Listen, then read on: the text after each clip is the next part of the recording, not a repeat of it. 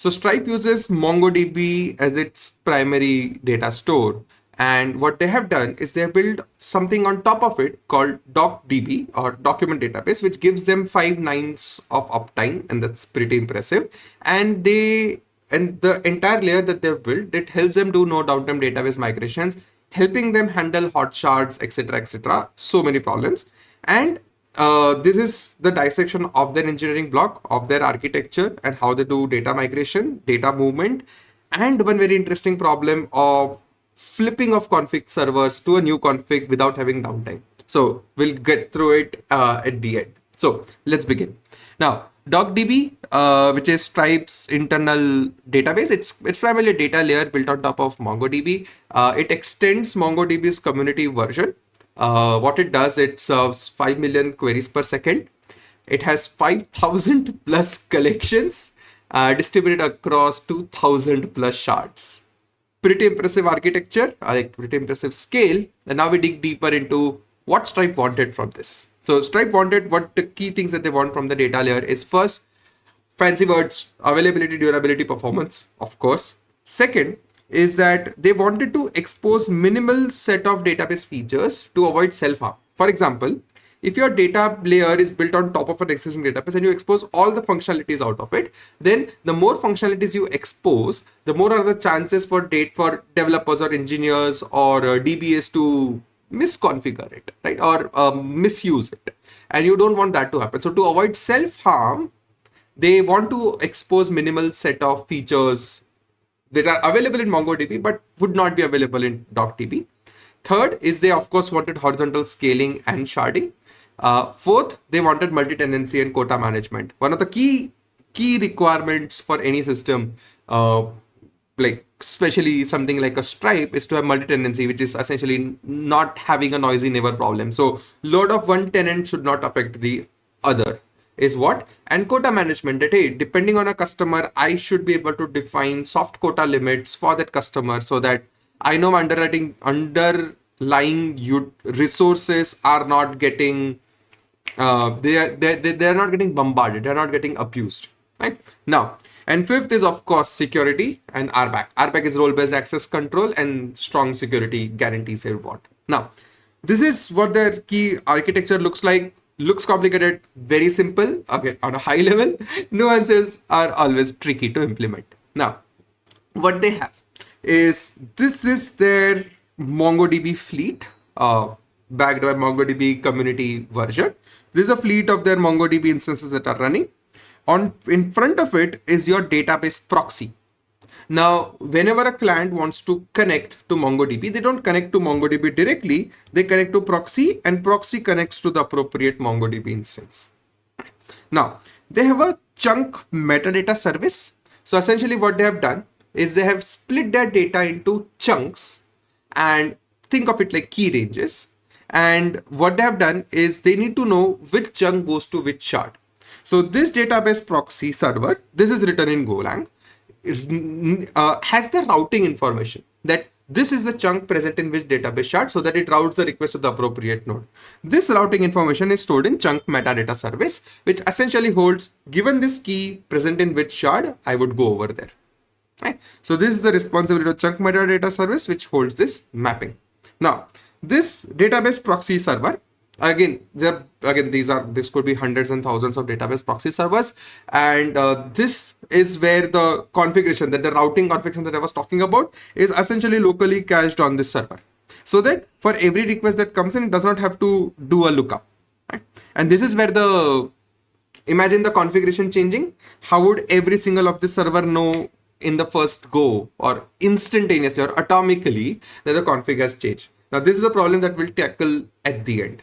Right? So stay with me for that, because there are a lot of prerequisites before I cover that. Now, here, the responsibility or the database proxy is a pretty common pattern to have today. And what it gives DocDB, it gives reliability, it gives scalability, because now abstracts out the entire data plane from the proxy side. So this way I can add more nodes, I can remove more nodes, and my client need not be affected by it because they're all connected to database proxy. This database proxy also takes care of admission control and access control. So that I decide who goes in, I decide who goes out, I decide how many requests a tenant can fire, I decide this tenant should be blocked, etc., etc. So given all of that is done by the database proxy layer. Great. Now, this was the left half. Now on the right half, what happens is whenever any changes happen on this MongoDB fleet, these changes are captured via CDC. Again, classic oplog. Oplog is essentially MongoDB's binary log, bin log, or wall file. So classic oplog is streamed to CDC and it's archived to S3 for durability and replayability. So that if I would want to restore a database to a certain point, I have my oplogs present in S3. I would replay it and like bring it to my consistent state. Right? Now, one more thing that they do is logical database and physical shards. This is a classic. This is what Instagram also does. Atlassian also does. Many companies do this. So the idea is that the way you tackle this is like one of the way to handle hotshot problem is to have a logical group or a like split your database into multiple logical database and let your logical database go and be placed onto physical shard. So this way I control, let's say my payments DB, I'm splitting it into 5 instances, payment DB 0, 1, 2, 3, 4, 5. Right? So these are logical databases. And these logical databases are present on multiple physical shards. Now, it's like when I key I'm putting in, it can go to one of this instance. Imagine you do basic tenant-based sharding. And from one of these instance, you have a mapping that this logical shard is present on this physical server. Now, what is the advantage of this? So tomorrow, if I want to move a database, like for example, payments DB1 from shard B to shard C, because a logical database on disk is placed locally together, it's like very physically close to the data of belonging to that logical database is physically packed with each other, the movement becomes easier. So this is a classic way to handle handle hotshots or make your data movement seamless. Rather than, because if you were not having this, you would have to iterate at key level and figure out which key goes to which shard. But now this abstraction that has been added, which is logical databases, that makes life much simpler, because now you can move your logical database, which means all keys that belong to that database is moved together. Internally, Redis also does something similar where it has slots. So when you run Redis or Valkey or DiceDB in a clustering mode, you have slots. 16,384 slots. A key is present in one of the slots and slot is assigned to a shard. So now when you do movement, you're actually doing slot movement. Similarly here, you're doing a logical database movement, which essentially leads to physical data being moved from one node to another, right? But it avoids you to iterate through all the keys to know who goes where. So this is a classic logical shard, physical shard separation and abstraction that has been added. Right? So this high level of their architecture. Now let's look at into how they do data movement, because that is where typically availability goes for a toss, where you're trying to move the data in consistent state, or for short duration it doesn't remain available, etc., etc. So we'll take a look at it. So what is this data movement? So first of all, why do you need to do data movement? Again, as I said, imagine this. I'll come back to this. Imagine this, that you have a shard, which is a logical database or a shard present, not shard, logical database. Logical database is present on a node and I want to move this to other node, right? This is what my whole purpose is. How do I get it done? So this is what my data movement platform takes care of. It gives Stripe or DocDB or instills ability on MongoDB to migrate data across database shards. Now, few guarantees that needs to be there is first, of course, data consistency, that data move from one shard to another does not change. Integrity needs to maintain, consistency need to maintain, completeness, super important. I cannot just leave a data like hanging in my old shard.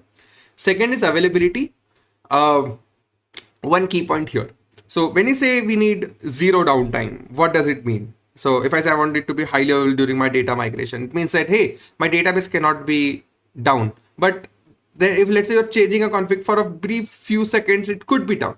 So the whole idea when someone says it's highly available is that is it within product's retry budget? So for example, if I can do a retry, let's say 3 retries within 5 seconds. So I can tolerate a database unavailability of 5 seconds because I can anyway retry. So some small duration of unavailability is okay so long as it fits under your retry budget. Right? Third is granularity, which means I should be having an ability to migrate n chunks, treat this as logical databases, to k shards. So now this n can vary, because if let's say I am not having high load, I am having low load, I would be able to move much larger data, versus if I'm under peak load, I just want to move one chunk quickly, I should be able to do this. And of course, no performance impact. Right? Now, how do we go about this? Let's take step-by-step approach. Step number 1, chunk migration registration. So now remember your chunk migration service, chunk metadata service, where you know which chunk, again, treat this as logical database, which chunk is present on which shard. Now, this is where I change the mapping that these 3 chunks should be moved from this source shard to this target shard. So this is a physical movement that we're talking about.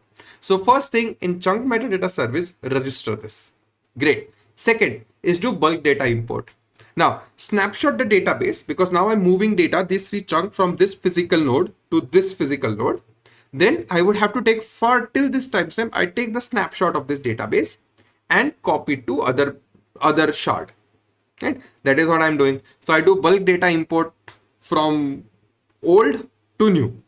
One key thing to note is when I'm doing bulk data import, the whole idea is when I'm just dumping the data and loading it, ideally, because MongoDB is B+tree based, your disk is ordered by your primary key.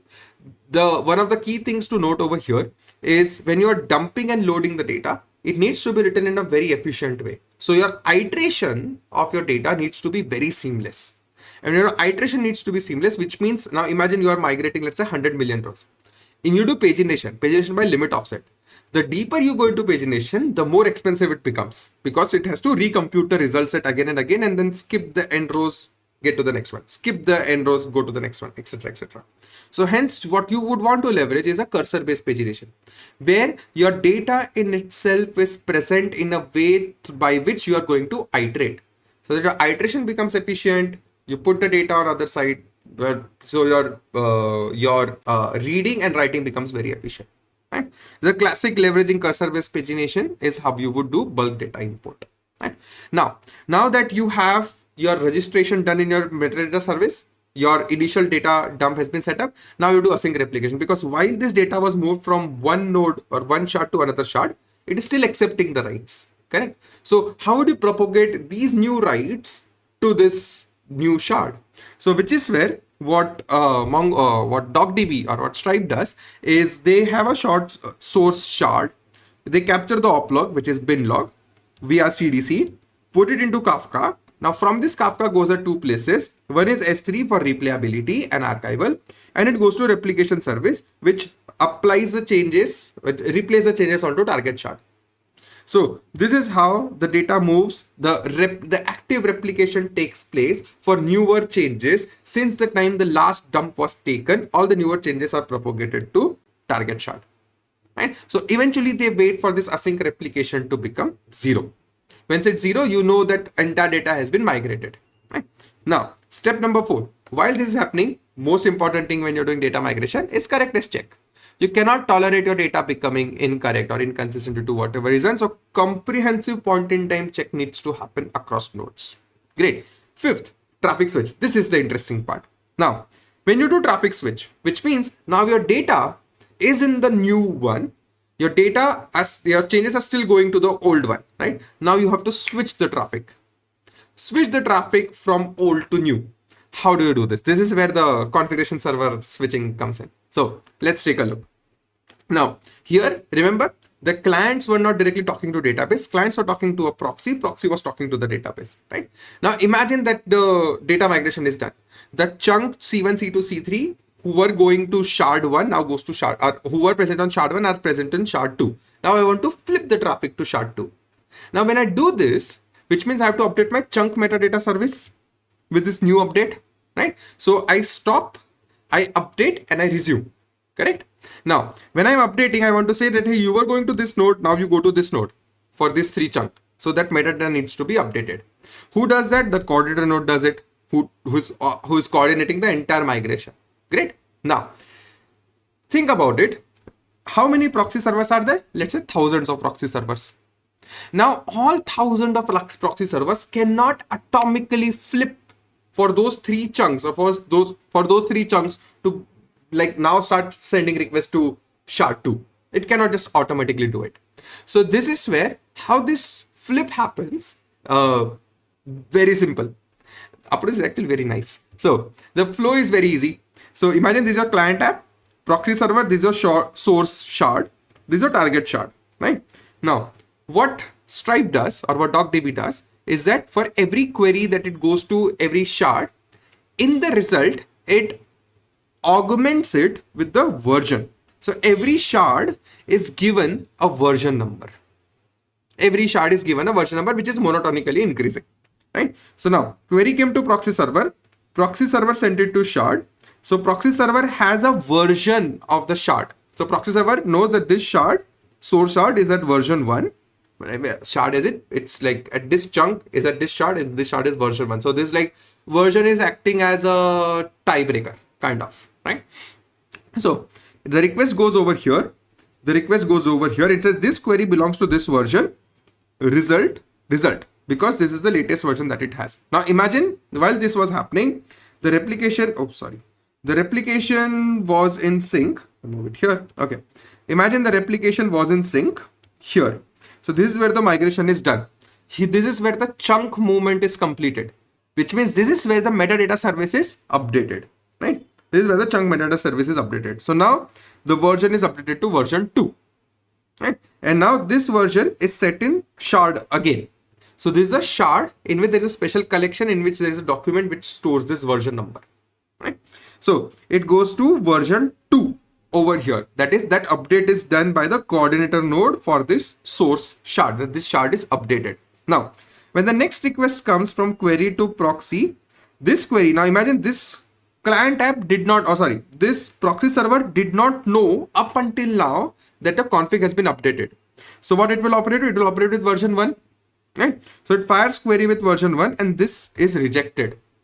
So the moment it is rejected because now on the source shard, the version is not version 1, but the version is 2 because here the update has happened. Because the update has happened, the version is 2, it returns stale version, and this returns 5xx to the user, retry would kick in, right? The moment this has happened, proxy server knew that, hey, version is updated. Now what it would do? It would fetch the new routes. Version is updated, which means the route has been changed. Where your chunk C1, C2, C3 were going, now it has changed. So now it goes over here, fetches the new routes, and now it is having the version 2 of it, right? Now next step the query comes, proxy server now attaches the version 2 to it, it goes to the new shard, gets the results, sends it back. This is how you flip the switch. So now here the whole thing is, when the configuration changes, the first request after that going to proxy server takes a penalty hit, and then a retry kicks in. But it's much better than expecting 100% atomic updates across hundreds of proxy servers. That's the trade-off. So first request after update has to bear a small penalty. But again, your correctness of a system is more important than just sheer performance over it, right?